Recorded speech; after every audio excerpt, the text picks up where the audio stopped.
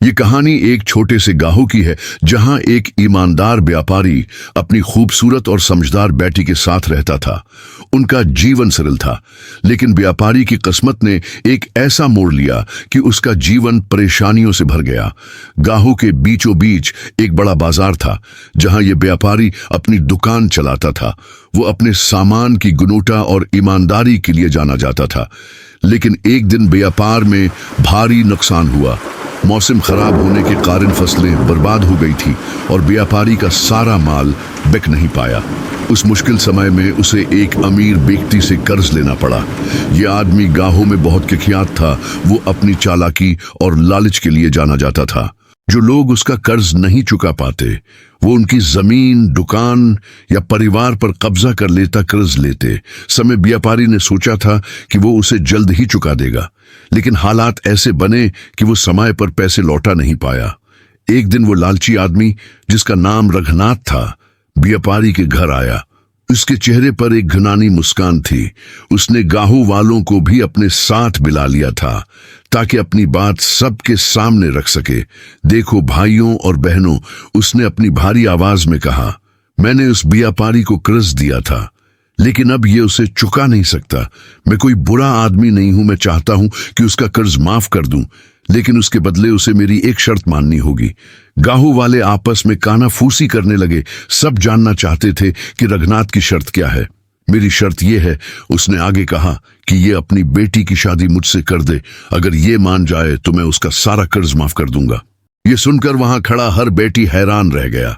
व्यापारी की बेटी बहुत खूबसूरत और समझदार थी और रघुनाथ जैसा घट्टी आदमी उससे शादी करने के लायक नहीं था। व्यापारी कुछ नहीं कह पाया। उसके पास कोई रास्ता नहीं था। वो जानता था कि कर्ज न चुका पाने की स्थिति में रघुनाथ उसकी जमीन और दुकान छीन लेगा। वो अपनी बेटी की तरफ देख भी नहीं पा रहा था, लेकिन मजबूरी में कुछ भी बोल नहीं पा रहे हैं। वो खुद को इस स्थिति में अकेला महसूस कर रही थी, लेकिन उसने ठान लिया कि वो हार नहीं मानेगी। कुछ देर बाद रघुनाथ ने एक और शर्त रखी। उसने गांव वालों और व्यापारी से कहा, मैं एक खेल खेलना चाहता हूं। मैं एक थैली में एक सफेद और एक काला पत्थर डालूंगा। तुम्हारी बेटी को इस थैली से एक पत्थर निकालना होगा। अगर वो सफेद पत्थर निकालती है तो मैं कर्ज माफ कर दूंगा और उससे शादी भी नहीं करूंगा, लेकिन अगर वो काला पत्थर निकालती है तो कर्ज माफ हो जाएगा, लेकिन उसे मुझसे शादी करनी पड़ेगी। गांव वाले थोड़े राहत महसूस करने लगे। उन्हें लगा कि ये एक निष्पक्ष शर्त है। व्यापारी की बेटी भी थोड़ी सोच में पड़ गई, लेकिन उसने देखा कि रघुनाथ की मुस्कान उसके अंदर की चालाकी बयान कर रही थी। जब रघुनाथ ने पत्थर उठाए तो बेटी ने गौर किया कि उसने थैली में दोनों काले पत्थर डाले। ये देखकर उसका दिमाग तेजी से काम करने लगा। उसने समझ लिया कि ये आदमी पूरी चालाकी से खेल रहा है और उसके पता की मजबूरी का फायदा उठाना चाहता है। अब उसके पास दो विकल्प थे।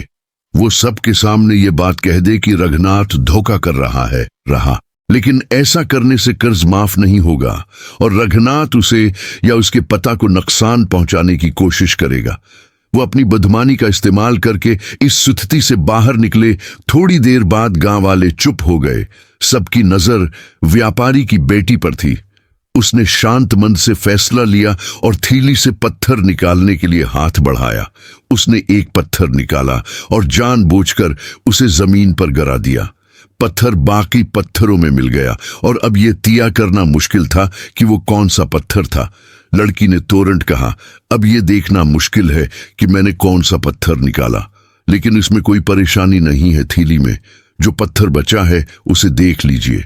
अगर थैली में सफेद पत्थर बचा है तो उसका मतलब है कि मैंने काला पत्थर निकाला, और अगर थैली में काला पत्थर बचा है तो उसका मतलब है कि मैंने सफेद पत्थर निकाला। गांव वाले थैली की तरफ देखने लगे।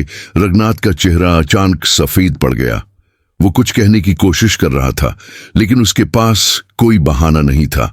थैली में केवल काला पत्थर था।